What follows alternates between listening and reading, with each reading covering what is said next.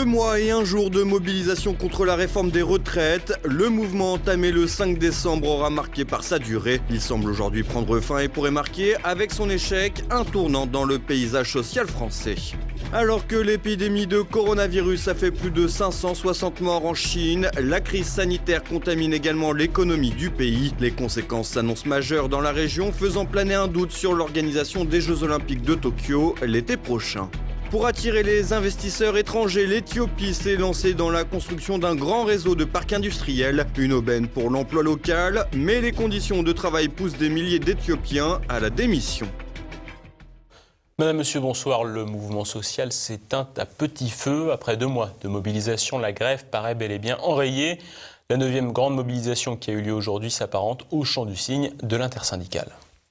Une 9e manifestation, 2 mois et 1 jour après le début de la grève contre la réforme des retraites. Le mouvement initié contre la réforme engagée par La République En Marche aura marqué par sa durée. Le mouvement semble cependant arriver à sa fin. Moins de manifestants dans les rues, des cortèges amoindris et des syndicats qui ont peut-être perdu plus qu'une simple bataille. L'heure ne semble plus être à la lutte, mais plutôt au bilan. En effet, en dépit d'un soutien inédit de la population, qui serait, selon certaines études d'opinion, encore majoritairement en faveur d'un retrait du projet de loi, l'intersyndicale contestataire, composée notamment de la CGT et de FO, n'a pas su faire plier le gouvernement. Et si l'exécutif a lâché du lest en route, dénaturant complètement sa réforme qui ne donne finalement pas naissance à un régime universel, le président Macron, à la manœuvre, semble avoir gagné car le projet, même déformé, est maintenu. De plus, La République En Marche a une nouvelle fois bien manœuvré politiquement, coinçant les Républicains qui n'ont pas su exister dans cette séquence et faisant de la gauche mélenchoniste et cégétiste un ennemi caricatural. Le Rassemblement national, favorable à la retraite à 60 ans, n'a lui pas franchement existé dans ce débat. À la veille d'un scrutin municipal délicat, le parti présidentiel aura su mobiliser sa base, montrant qu'il sait tenir bon devant la grève, ce que n'avaient pas su faire les précédents gouvernements. L'intersyndicale, qui ne veut absolument pas du projet, n'entend pas l'améliorer et ne devrait donc pas participer aux négociations à venir, où la CFDT, elle, devrait peser de toute son influence. D'autres syndicats comme la CFTC et l'UNSA pourraient aussi compter dans les tractations à venir. La réforme passée, difficile de savoir ce qu'il adviendra des syndicats contestataires. En effet, les effectifs de la CGT se réduisent d'année en année et la centrale est même parfois suspectée de faire dans le clientélisme communautaire pour continuer à séduire. La CFDT, premier syndicat de France, semble avoir définitivement consommé sa rupture avec le principe de lutte sociale.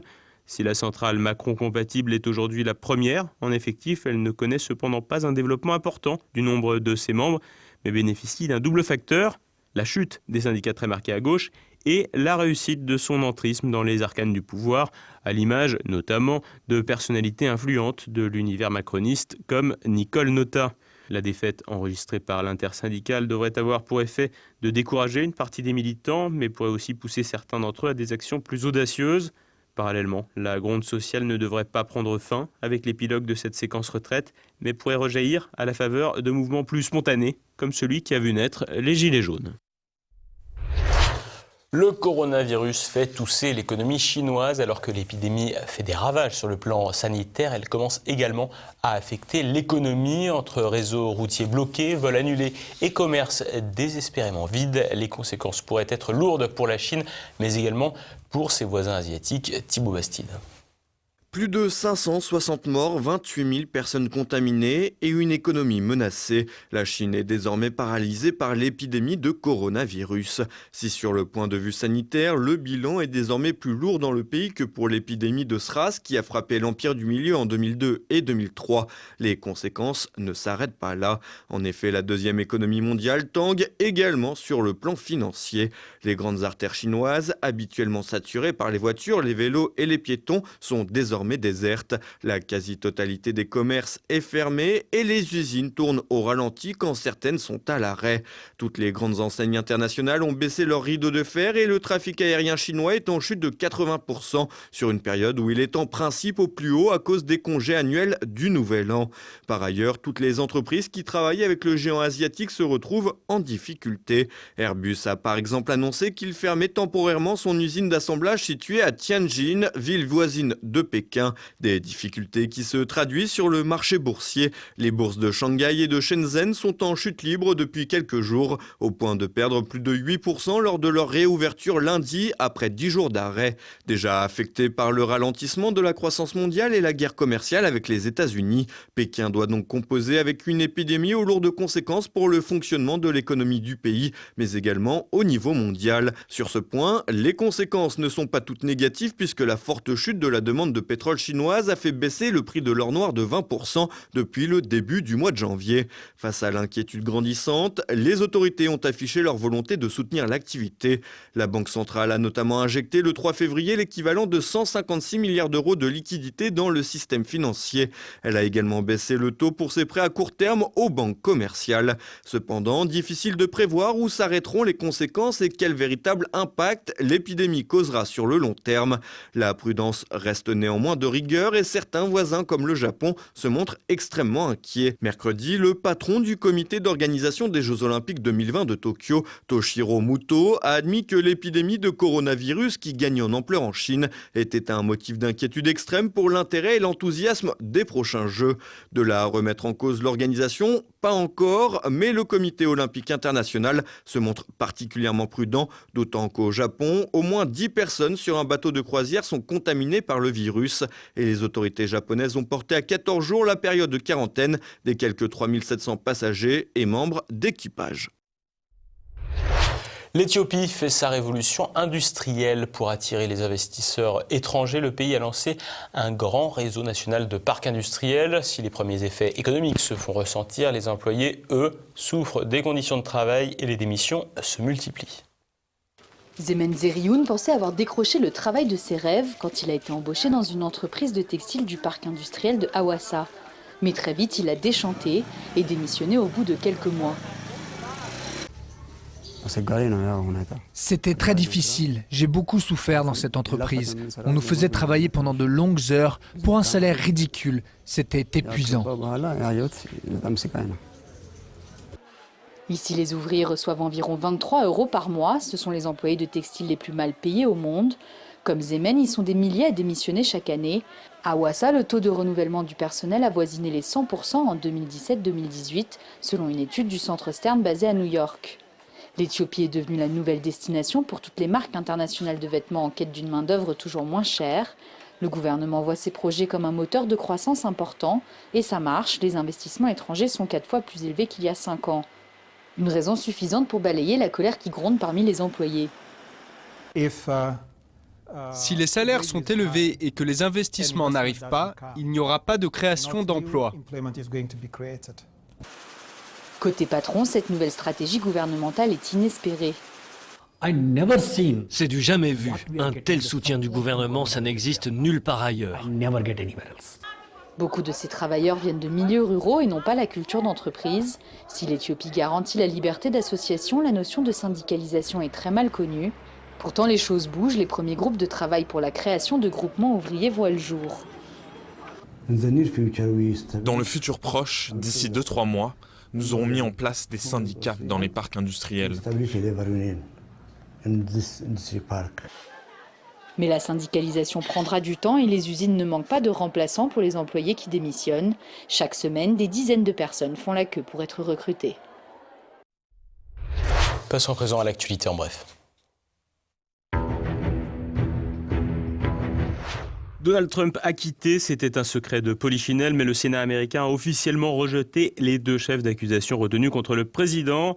Mercredi, lors d'un vote solennel suivi en direct à la télévision par des dizaines de millions d'Américains, le Sénat a estimé, par 52 voix sur 100, que Donald Trump ne s'était pas rendu coupable d'abus de pouvoir. Par 53 voix sur 100, le Sénat a également estimé qu'il ne s'était pas rendu coupable d'entrave à la bonne marche du Congrès. Une nette victoire politique pour le pensionnaire de la Maison-Blanche, avec une petite ombre au tableau, la défection d'un élu républicain de premier plan, Mitt Romney. Malgré cela, le 45e président des États-Unis peut poursuivre sereinement sa campagne électorale alors que sa cote de popularité atteint 49%.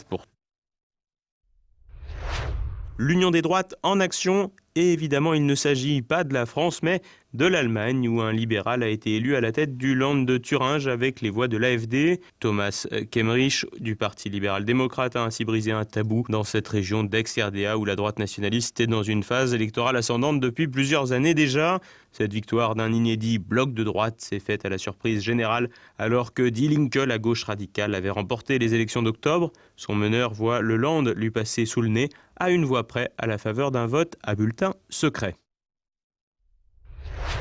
Les Baléares veulent en finir avec les soirées un peu trop arrosées. Lundi, le Parlement régional de cet archipel espagnol a approuvé un décret-loi qui se veut suffisamment restrictif pour réorienter l'offre hôtelière vers un tourisme de qualité.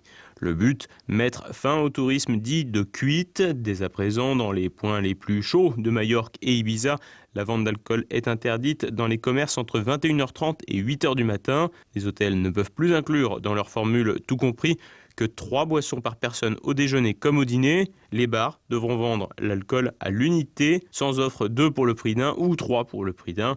En cas d'infraction, les amendes peuvent atteindre jusqu'à 600 000 € et inclure la fermeture des locaux pendant 1 à 3 ans.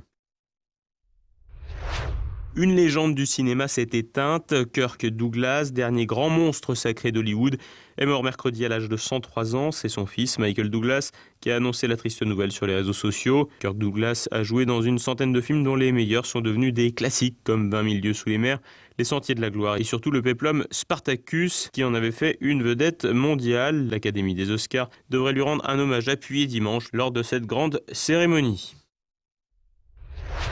Édimbourg, ville magique, la capitale de l'Écosse, est devenue la destination des amateurs de la saga Harry Potter. Alors que cette histoire, sortie tout droit de l'imagination de J.K. Rowling, a trouvé son épilogue il y a déjà 10 ans au cinéma et 13 ans dans les librairies, Édimbourg continue d'attirer les passionnés du sorcier et de son univers. Et pour cause, la capitale offre d'étonnantes ressemblances avec des décors du film, mais aussi, selon les passionnés, une atmosphère magique. Par ailleurs, la ville a accueilli l'auteur des livres à succès de ses débuts à la rédaction des dernières lignes dans la suite d'un grand hôtel. Les commerçants, hôteliers et autres restaurateurs ont pris le pli en utilisant les noms des lieux mythiques des livres, vendant également des produits dérivés. Que le banquet commence.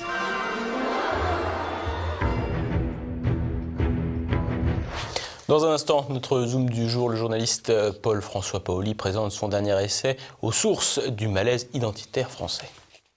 Il y a une révolution conservatrice qui se déploie dans toute l'Europe. Elle vient encore de montrer ses effets en Angleterre à travers le Brexit. Dans chaque pays, cette révolution conservatrice prend des aspects différents. Conservateur avec Johnson, nationaliste avec Orban, populiste avec Salvini. Est-ce que ça va arriver en Allemagne ? C'est possible, c'est déjà le cas en Autriche ou en Pologne. L'Allemagne et la France seront les deux derniers pays à tomber. Ce soir, retrouvé immédiat, Jean-Yves Le Gallou et Nicolas Faure évoquent l'affaire dite Mila. Tout de suite, mes libertés politiques avec François Billot de Lochner. C'est maintenant la fin de cette édition. Merci de votre fidélité. À demain. Bonsoir.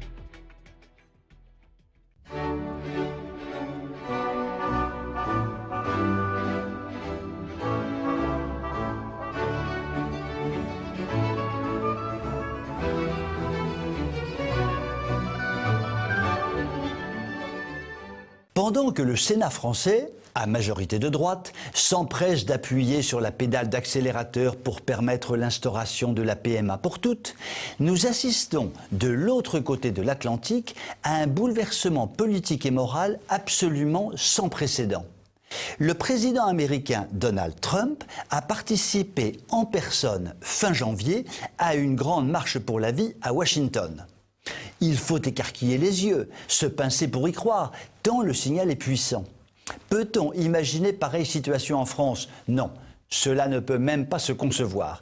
Comment envisager l'équivalent en France alors que chez nous, au même moment, un honnête préfet, Claude Darcourt, se fait rappeler à l'ordre par le ministre de l'Intérieur pour avoir osé exprimer publiquement que le vote de la PMA présente, je le cite, une rupture anthropologique majeure, ce qui n'est rien d'autre qu'un fait objectif et indubitable. Il a de la suite dans les idées, le Donald. En 2017, il envoyait à la Marche pour la vie Mike Pence, son vice-président, une première en la matière. En 2018, il y faisait un tour sur écran. En 2020, il s'y rend lui-même en chair et en os. À quelques mois des élections présidentielles, voilà ce qui s'appelle n'avoir pas froid aux yeux.